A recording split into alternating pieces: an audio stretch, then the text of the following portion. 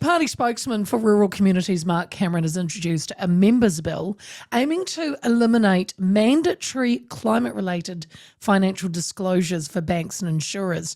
In 2021, New Zealand became the first country in the world to pass legislation requiring big companies to reveal how much risk climate change posed to their bottom line.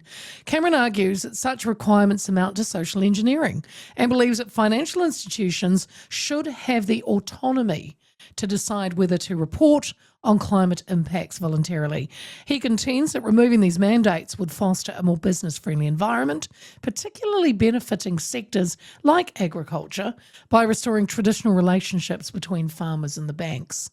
Currently, the bill is not part of the government's official policy and would require selection from the parliamentary ballot to proceed. However, he has reached out to Commerce and Consumer Affairs Minister Scott Simpson, urging him to consider adopting the proposal as a government bill. And Mark Cameron joins me now. Hello, Mark. Hello, Leah. How are you? Oh, I'm good. It's always lovely to talk to you. Thank you for your time. Look, you are pushing back against what you see as social engineering and aim to bring banks back to basics. Tell me why it was important for you to bring this bill forward. Well, Leah, I think we make a couple of observations as New Zealanders. The country is cash-strapped. There's not a lot of economic activity. We see all the economic numbers are in the all ones of doom and gloom. And, you know, we're in a metaphorical, I say, mire, which we're trying to work our way out of as a country. I think we all agree that anything that emboldens economic activity, especially in our regions, which is the engine of recovery, and we've seen it more than once when things get tough. Rural New Zealand digs the country out of the mire that we've been in and we're currently in. They'll do it again, and anything that helps them do it is a good thing. Now, just a final remark I would make: it's easy to sort of poke the bear as being the one that's the driving force behind the problem, but the banks themselves have said to me they're heavily regulated, and there's a myriad of things that they have to jump through to conform. And I think by removing this mandatory climate disclosure reporting, it removes a lot of, another degree of work that is onerous for them to have to otherwise no longer do. That means they're a little bit more capable to work with their clients, which is let's be fair, it's a bank manager and a farmer in this instance, and I think when you get that relationship going well, New Zealand benefits.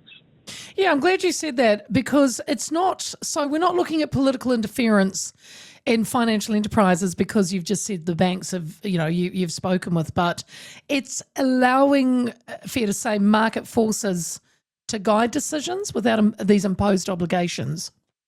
100%. The reality is the Act has always been of the volition that banks should have the autonomy to operate. Enterprise should continue with as little interference from the state as possible.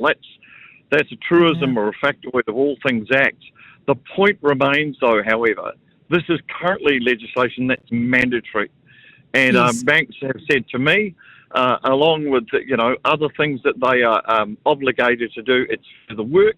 It creates an environment which is more onerous, and by virtue, they're less inclined to lend. Now, that relationship soured between banks and clients, which are farmer owner operators, rural New Zealanders, and I think that if we could sweeten the deal for both by making it not mandatory, banks have choice, clients have choice, and invariably we have a better relationship for everyone, and that includes the economy. So, Mark, you're saying that farmers and other rural Kiwis have told you that this has created a distrust, if I can say it, in rural New Zealand. And are farmers concerned about whether they're going to be subjected to what? Higher interest rates or even be debanked? Does that happen? Yes, all of the above. I mean, wow. the tone is the aversion that some people say that their banks have had to arguably historical lending practices that were, you might say, fit for purpose. And they are certainly changed now, where there is a social lens on whether that said that, client would receive the kind of borrowing or lending that otherwise would be considered a norm.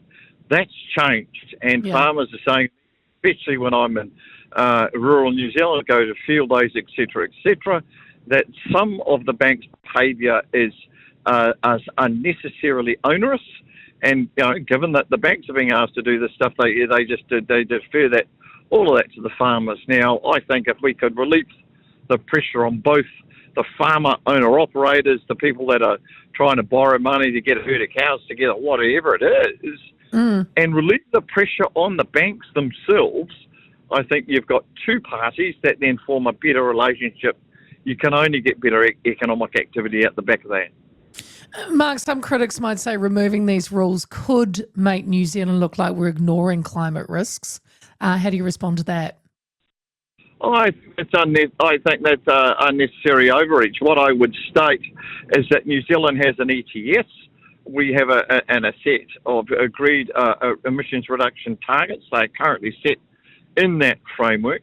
That is a mechanism, when it does work well, if it works well, that sets a cap on emissions, and we work as New Zealanders inside that. I don't think there's any role for organisations, including banks, to decide who is climate friendly and who is not. Yeah. What I do maintain is that going back to the number one issue that is affecting New Zealanders, Leah, and that's the cost of living, and anything that I can do as a politician that creates the right environment for better economic activity, I'll have a crack at it, because I genuinely think we've got to help New Zealanders get out of the muck. The bill's not a government policy, Mark, and will be only debated if it's drawn from the ballot at random. But you've asked Scott Simpson to consider adopting your bill. How optimistic are you that it could become government policy? The $1 million question, Leah. Moderately. I mean, a couple of reasons. Scott's got a lot on his plate. He's new to his role since the departure of Andrew Bailey in that capacity. I think that, if he agrees like I agree, that the state of the economy needs to be arrested and turned around so we can get back on the metaphorical horse, I think this is one vehicle, not of everything, but it's certainly utilised as government legislation to help that reality. Now, whether he and cabinet ministers decide that there's merit in that, I'm not sure. I certainly see it as meritorious. It's now just a matter of convincing the people inside the beehive that it might be worth adopting. Hey, just quickly, Mark, in February, New Zealand First MP Andy Foster submitted a bill which would have removed the Environmental, Social and Governance Framework from the Financial Markets Act. It's not the same as yours, but it would work nicely with yours. Is that correct?